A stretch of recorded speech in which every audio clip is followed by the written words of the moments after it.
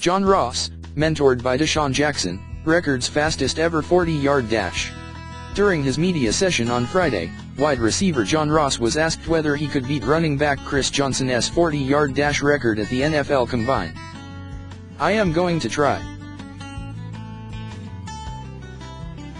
I am going to try," Ross said. "I don't want to say too much. I'm going to try. I'm going to give it my best."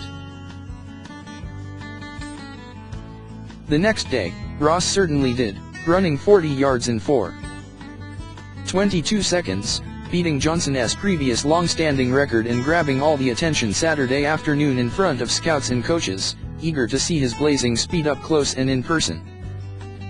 The University of Washington product was already projected to be a first-round selection in the upcoming draft, but Saturday's performance likely helped solidify that belief.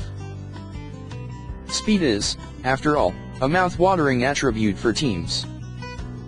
But, as Ross learned last summer, learning how to use it is even more important. Following knee surgery that erased his sophomore year, Ross, a native of Long Beach, California, received a phone call with his hometown's area code. It was from Redskins wide receiver DeSean Jackson, his mostly physical equivalent, who invited him down to Los Angeles to train for a few days on a whim. For those that have seen Jackson's highlight reel touchdowns, it's easy to overlook that he possesses more than the ability to sprint downfield. As Jackson has progressed as a receiver in the league, he has utilized his speed and quickness in multi-dimensional ways, tricks he offered to Ross in their training sessions. "It helped a lot because he showed me how to control my speed, how to calm down and just relax and have fun," Ross said. "Before, I just figured, I am faster than this guy, I can just outrun this guy. All the time, that don't work. For example, if you are going up against a great corner like teammates Sidney Jones or Kevin King, those guys will defeat the speed with good technique.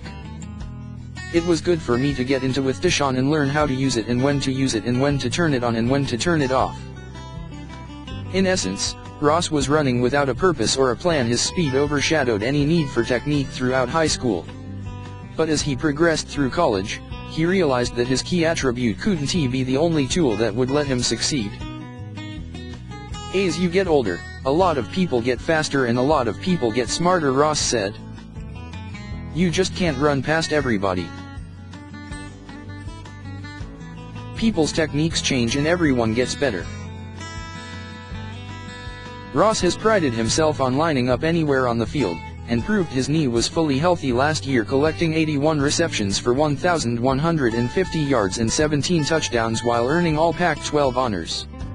Ross would still like to add more physicality and strength to his game as a way to beat defenders off the line and prevent more injuries from cropping up.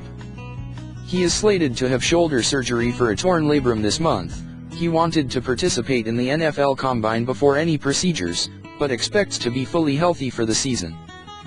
"I wanted to compete," Ross said. "I wanted to come here and enjoy this process. Not everyone can do this. Just thankful and blessed to have this opportunity." Like Jackson, Ross doesn't want to be labeled into a corner throughout this draft process, considered only a speed threat, in hopes that teams can see beyond that defining characteristic even as he dazzles them with it. Before coming to Indianapolis, Ross spoke with Jackson, who told him to have fun, relax and calm down. That didn't appear to be challenging for Ross, who, despite not participating in any other drills after the 40-yard dash Saturday, is confident that his game film and interviews will indicate his versatility. "I didn't just want to be just a speed guy. I wanted to use my speed to help me get better in different ways," he said. "So that is what I did. Focus less as a speed guy and run just intermediate routes and just playing better than what people thought I would."